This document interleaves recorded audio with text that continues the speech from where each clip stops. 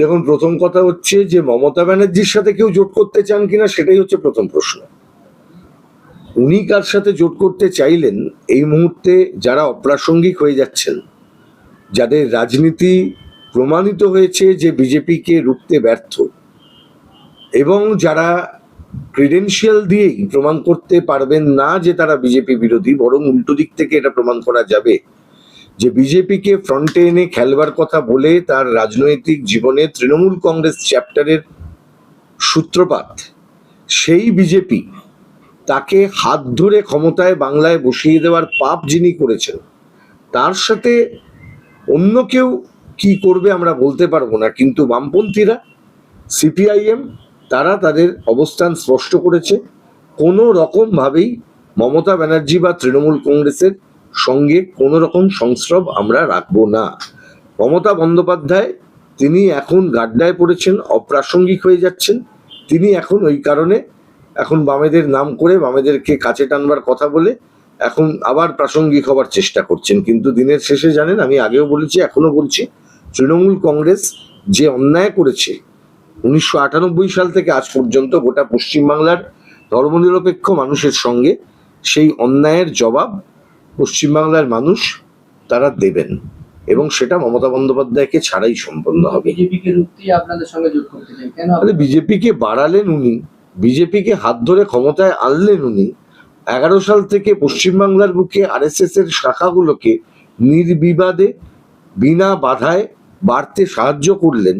সেটা পশ্চিম মেদিনীপুরের কেশিয়ারি হোক, সেটা বর্ধমানের ভিতরের কোনো একটি জায়গা হোক, সেটা হাওড়ার বিভিন্ন জায়গা হোক, সর্বত্র যে আরএসএস এর শাখা বৃদ্ধি পেল 11 সালের পর থেকে, সেটা মমতা বন্দ্যোপাধ্যায় যখন করলেন, পুলিশকে সম্পূর্ণভাবে আরএসএস করণ করলেন, সেই সময়টা আমরা কি ভুলতে পারবো?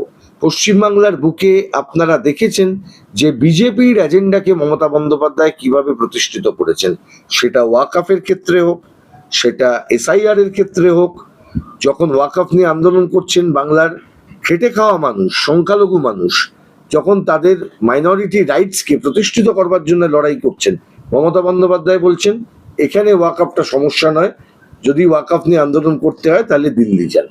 পশ্চিমবাংলার মানুষ আজকে যখন তাকে বলেছেন, তার প্রতি আস্থা রাখতে পারেননি, যখন মানুষ একটি রায় দিয়েছেন, ক্লিয়ার রায় সরকারের বিরুদ্ধে, মমতা সরকারের বিরুদ্ধে, এবং যে রায়ের একেবারে সুবিধা নিয়ে ভারতীয় জনতা পার্টি আজকে অ্যাবসলিউট মেজরিটি নিয়ে চলে এসেছে।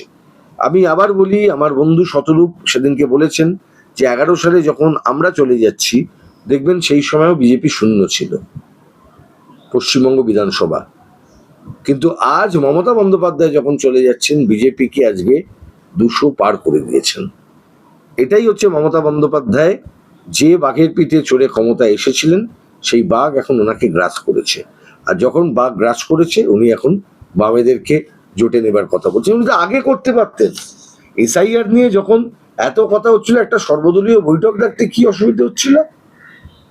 ডাকতে পারতেন। অসুবিধায় পড়ে গেছি, অন্য দলকে আমি জানালাম, তারা আসবেন, বামেরা তো সাহায্য করতেন। আমরা করোনার সময় করিনি?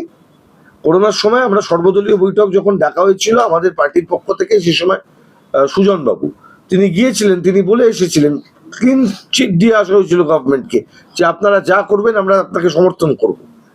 আপনি এসআইআর এর সময় অন্তত ডাকতে পারতেন, সর্বদলীয় বৈঠক ডেকে আপনি বলতে পারতেন, আপনি ডাকলেন না।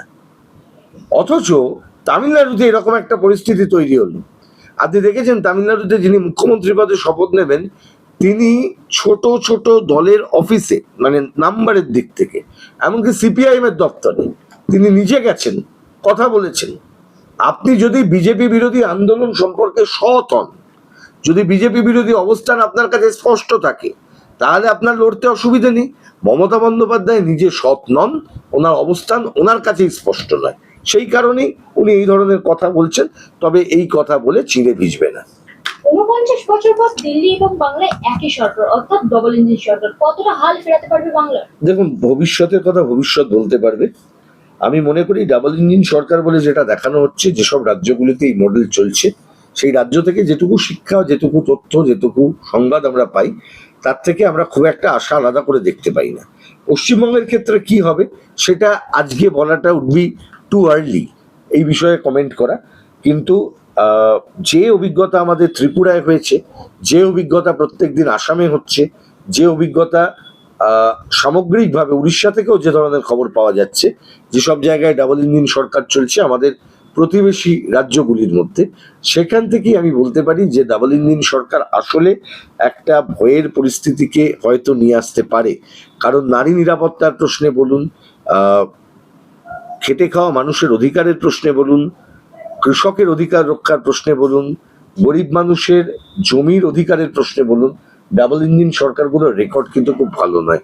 মোরওভার আমরা দেখেছি ডাবল ইঞ্জিন সরকার চলছে এরকম একটি রাজ্য উত্তরপ্রদেশ, সেই রাজ্যটিতে আসলে যে একটা নতুন মডেল আনা হয়েছে ডাবল ইঞ্জিন সরকারের নামে, যে মডেলটাকে কিন্তু আজকে এই সব রাজ্যগুলোতেও অনুকরণ করার চেষ্টা হচ্ছে, which is known as bulldozer model, bulldozer raj. আমরা দেখলাম যে বুলডোজার রাজ চাক বা না চাক, বিজেপির অবস্থান কি, পশ্চিমবঙ্গ বিজেপির বা মুখ্যমন্ত্রীর অবস্থান কি আমি জানি না, কিন্তু এই 4 তারিখে সকাল বেলা গড়াতে গড়াতে যখন বিজেপি জিতছেন, সেই সময় থেকেই আমরা দেখলাম যে একদল মানুষ, তারা কারা হ্যাজ টু বি ইনভেস্টিগেটেড, এমনটাও হবার সম্ভাবনা আছে, কারণ তৃণমূল করেছেন সকালবেলা বিকেলবেলা বিজেপির পতাকা নিয়ে বেরিয়ে পড়েছেন। এই ধরনের ব্যক্তিরাও হতে পারে যে এই সময়টাকে ব্যবহার করে তারা নিজেদের যে জায়গা সেটা করার চেষ্টা করছেন, এবং একটা ভয় ভীতির পরিবেশ তৈরি করা হচ্ছে, এবং একটা মানুষের কাছে এই বার্তা দেওয়ার চেষ্টা হচ্ছে যে এরপর সবটাই বুলডোজ করে দেওয়া হবে আর কি। প্রথমে ঘরবাড়ি, তারপর আপনার অস্তিত্ব, তারপর আপনার কথা বলার অধিকার, এবং সর্বোপরি পশ্চিমবাংলার গরিব মানুষের বেঁচে থাকার অধিকার। দল হেরে যাওয়ার পর আইপ্যাক এবং অভিষেক ব্যানার্জিকে ক্ষোভ উগরে দিচ্ছেন তৃণমূল নেতারা। দল যখন ক্ষমতায় ছিল তখন যাদের ওগড়ানোর ক্ষমতা হয়নি তাদেরকে আমি অমেরুদণ্ডী প্রাণী বলি। আপনি যখন দেখেছেন আইপ্যাক এবং অভিষেক ব্যানার্জির বিরুদ্ধে আপনার এত বড় বক্তব্য থেকে থাকতো, তখন বলেননি কেন? আমরা তো কবে থেকেই বলে আসছি। তার মানে আপনার ক্ষমতা ছিল না, আপনার দলে প্রশ্ন করার অধিকার ছিল না। আজকে তো নতুন করে বলে লাভ নেই। যারা বলছেন তারা নিজেরা কতটা স্বচ্ছ সেটা তারা নিজেরা দেখেছেন, আয়নায় তাদের মুখ। অভিযোগ যারা করছেন তারা বাদ পড়বেন। ভাইক্যারিয়াস লাইবিলিটিতে দল চলে। আজকে দল গাড্ডায় পড়েছে বলে তাদের এতগুলো বক্তব্য। যখন দল ক্ষমতায় ছিল তারাও তো তখন স্করপিও গাড়ি চড়ে ব্যাজ লাগিয়ে ঘুরে বেরিয়েছে। আজকে বলে দেবেন মার খাবার ভয় পালাচ্ছেন? আমরা খুব স্পষ্ট কথায় রাজনীতি করতে চাই। আমার বক্তব্য হচ্ছে আপনার দলটা দুর্নীতিগ্রস্ত ছিল। এটা ঘটনা যে অভিষেক বন্দ্যোপাধ্যায় ওয়াজ এ ক্রিমিনাল, যে ক্রিমিনাল চেয়েছিলেন পশ্চিমবাংলার সরকারটাকে ব্যবহার করে নিজের ঘর গোছাতে। আজকে স্পষ্ট আইপ্যাক কি করত। আইপ্যাক একটা কোম্পানি, যে কোম্পানির অবজেক্টিভস এর মধ্যে একটা অবজেক্টিভ ছিল হচ্ছে রাজনৈতিক দলকে বিভিন্ন ধরনের অ্যাডভাইস দেওয়া বা সহযোগিতা করার, ব্যবসা করা। আবার অন্যতম অবজেক্টিভ ছিল যে বিভিন্ন ধরনের কন্ট্রাক্ট নেগোশিয়েট করা গভর্নমেন্টের সাথে। আর ক্লায়েন্ট ছিল তৃণমূল কংগ্রেস, যে ক্লায়েন্ট ছিল গভর্নমেন্ট। মানে এক ক্লায়েন্ট গভর্নমেন্ট চালায়, আর এক ক্লায়েন্ট সেই গভর্নমেন্টের আন্ডারে ব্যবসা করতে চায়।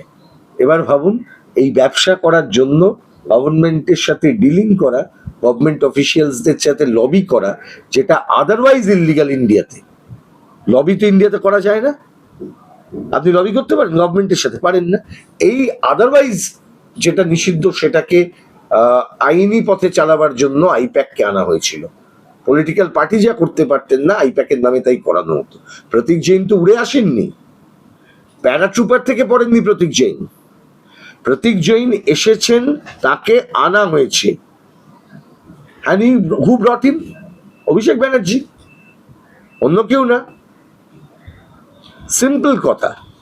আজকে আইপ্যাক পশ্চিমবাংলায় সরকারের পরিপূরক হয়ে উঠলো কিভাবে? শুধু তো তৃণমূল কংগ্রেসকে শেষ করে যেটা বলা ভুল, পশ্চিমবঙ্গ সরকারের মেরুদণ্ডটাও ভেঙে দিয়েছিল আইপ্যাক। কোন অধিকারে আইপ্যাকের লোকেরা বিভিন্ন জায়গায়, ব্লকে, বিডিও অফিসে, এসডিও অফিসে তারা বসে থাকতো। এমনও এসডিও বিডিও আছেন তারা বলেন বা বলতেন তখন যে দাদা আমাদের হাতে কিছু নেই, আমি যখন একটা কাগজ আমার কাছে আসে সেই সিদ্ধান্ত নেবার জন্য আমাকে পাশে বসে থাকা আইপ্যাকের লোকটার দিকে তাকিয়ে থাকতে হয়।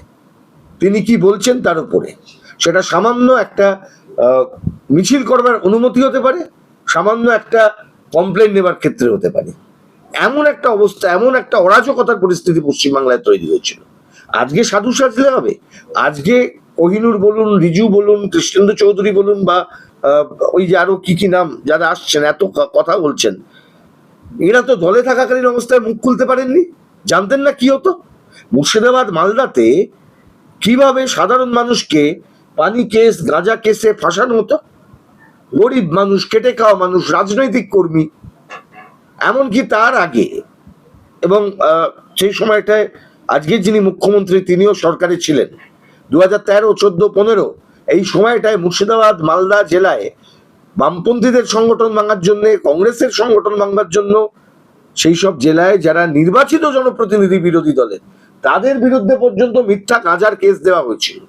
আমি তাই সরকারের কাছে আমার একটা অন্যতম দাবি, শুভেন্দুবাবু সরকারের কাছে একটা অন্যতম দাবি, আমার দাবিটা হচ্ছে আপনি একটা ঘোষণা করুন যে পশ্চিমবাংলার বুকে যত মিথ্যে মামলা হয়েছে 11 সাল থেকে এই 26 সাল পর্যন্ত, মিথ্যে মামলা, রাজনৈতিক মামলা, অবিলম্বে সব মামলাগুলো সরকার প্রত্যাহার করুক। 2, অবিলম্বে সমস্ত রাজনৈতিক বন্দী যারা 11 থেকে 26 পর্যন্ত আছেন জেলে তাদেরকে নিঃশর্তে মুক্তি দেওয়া হোক। ওয়াকফ বিরোধী আন্দোলন, এসআইআর বিরোধী আন্দোলনে যে সমস্ত রাজনৈতিক বন্দী জেলে আছেন তাদের বিরুদ্ধে যে ব্যবস্থা নেওয়া হচ্ছে, যে ধরনের রূঢ় ব্যবস্থা নেওয়া হচ্ছে, নির্মম ব্যবস্থা নেওয়া হচ্ছে, সেই কাজকে বন্ধ করে অবিলম্বে সেই সমস্ত মিথ্যা মামলাকে প্রত্যাহার করে নেওয়া হোক। শুভেন্দুবাবু জানেন সেই ওয়াকফ বা এসআইআর প্রক্রিয়ার সময় যারা অশান্তি লাগিয়েছিল তারা আসলে কারা, তারা আসলে কারা। তৃণমূলের নেতারা বাইরে রয়ে গেছে, যে অশান্তি লাগিয়েছিলেন ওই যে মালদায় সাবিনা ইয়াসমিন, তিনি কোথায়, কারা জেলে রয়েছেন মোথাবাড়ি কাণ্ডে, খোঁজ নিন। তৃণমূলের নেতারা পার পেয়ে যাবে আর বাকিরা পার পাবে না, এটা তো হয় না। সমস্ত মিথ্যা মামলা প্রত্যাহার করুন, সমস্ত রাজনৈতিক বন্দীকে মুক্তি দিন। আমাদের দাবি হচ্ছে এই মুহূর্তে রাজনৈতিক বন্দীদের নিঃশর্ত মুক্তি। এবং পশ্চিমবাংলার বুকে গত 15 বছর সময় একটা ভয় ভীতির পরিবেশ তৈরি করা হয়েছিল রাজনীতি করার ক্ষেত্রে, সেই ভীতির পরিবেশ, ভয়ের পরিবেশকে আজকে সম্পূর্ণভাবে পরাস্ত করে একটা ভয়হীন পরিবেশ তৈরি করতে হবে। যে স্লোগান আপনারা দিচ্ছেন ওই কি ভয় আউট ভরসাহীন, তাহলে সেটা অন্তত কাজে করে দেখান, রাজনৈতিক ভয় যেন মানুষের মধ্যে না থাকে।